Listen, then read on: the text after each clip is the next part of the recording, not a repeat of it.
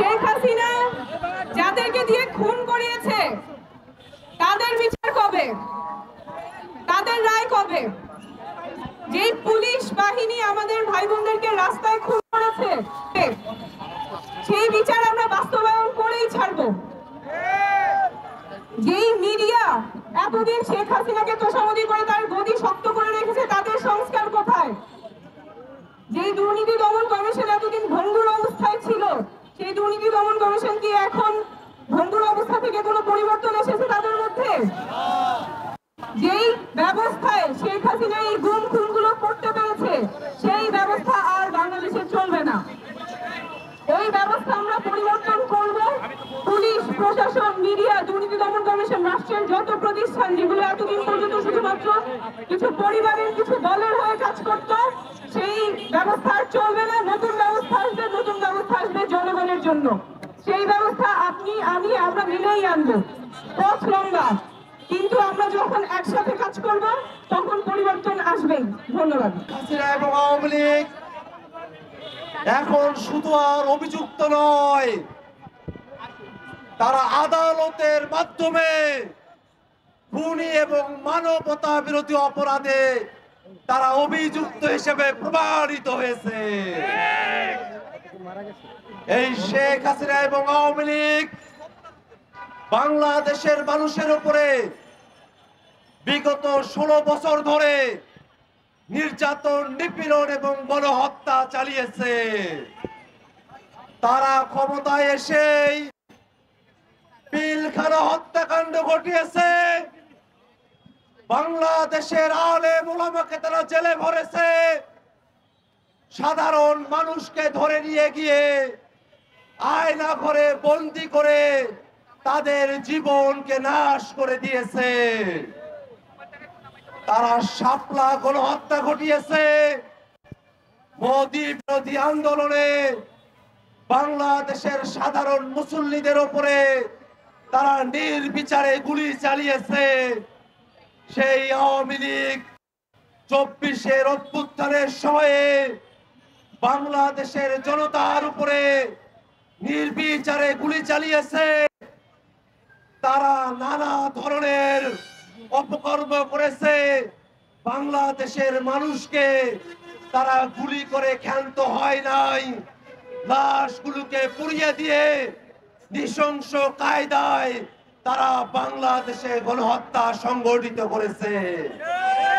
যে আওয়ামী লীগ এবং শেখ হাসিনা বাংলাদেশে গণহত্যা সংগঠন করেছে, সেই শেখ হাসিনা এবং আওয়ামী লীগকে ভারত সরকার ভারতে আশ্রয় দিয়ে বাংলাদেশের মানুষের বিপক্ষে অবস্থান নিয়েছে। আমরা বিভিন্ন সময়ে খেয়াল করি ভারত সরকার এবং তাদের বাহিনীগুলো তাদের দেশের নাগরিককে বাংলাদেশে জোরপূর্বক পুশিং করছে। বাংলাদেশের সীমান্তে ভারতীয় মুসলিম নাগরিকদেরকে পুশিং করে বাংলাদেশে তারা পাঠিয়ে দিচ্ছে। আমরা ভারত সরকারের কাছে বলতে চাই, নিজের দেশের নাগরিকদেরকে নয়, পুশিং করতে হলে খুনি হাসিনাকে অতি দ্রুত বাংলাদেশে পুশিং করুন। আমরা বাংলাদেশের জনগণ শেখ হাসিনার রায় কার্যকর দেখতে চাই।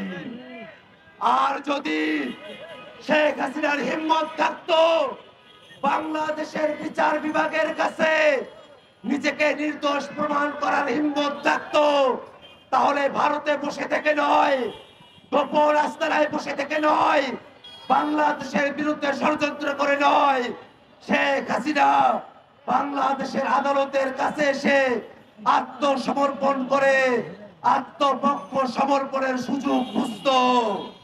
যেহেতু শেখ হাসিনা এবং আওয়ামী লীগের আত্মসমর্পণ করে আত্মপক্ষ সমর্থনের ন্যূনতম কোনো তাদের পক্ষে বৈধতা নেই। তারা জানে তারা খুন করেছে, মানবতা বিরোধী অপরাধ করেছে, গণহত্যা করেছে, কোনোভাবেই আত্মপক্ষ সমর্থনের কোন নৈতিক ভিত্তি শেখ হাসিনা এবং আওয়ামী লীগের নাই। সেই কারণেই তারা বাংলাদেশের বিচার বিভাগের কাছে আত্মসমর্পণ করার মতো সাহস দেখাতে পারে নাই। যারা বাংলাদেশের বিচার বিভাগের কাছে আত্মসমর্পণ করার সাহস রাখে না, নিজের পক্ষে আদালতে এসে পক্ষ অবলম্বন করার সাহস রাখে না, সেই আওয়ামী লীগের পক্ষে কোনোভাবেই বিশ্ববিদ্যালয় পড়ুয়া, বিশ্ববিদ্যালয়ে পড়ায় এমন কোন ব্যক্তি খুনিদের পক্ষ নিতে পারে না।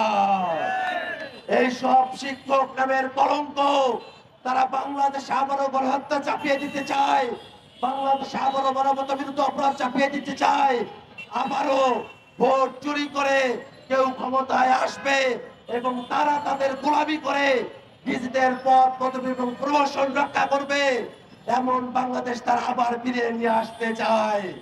আমরা শিক্ষক নামের সেই কলঙ্কারদেরকে, সেই কলঙ্কদেরকে আমাদের ছাত্ররা বয়কট করবে সে আহ্বান জানাই। একই সাথে এই বাংলাদেশে শেখ হাসিনার রায় কার্যকর করার মধ্য দিয়ে শহীদদের আত্মা শান্তি পাবে, সেই দিনের অপেক্ষায় বাংলাদেশের সকল জনগণকে সজাগ দৃষ্টি রাখার আহ্বান জানিয়ে আমি আমার সংক্ষিপ্ত বক্তব্য এখানেই শেষ করছি।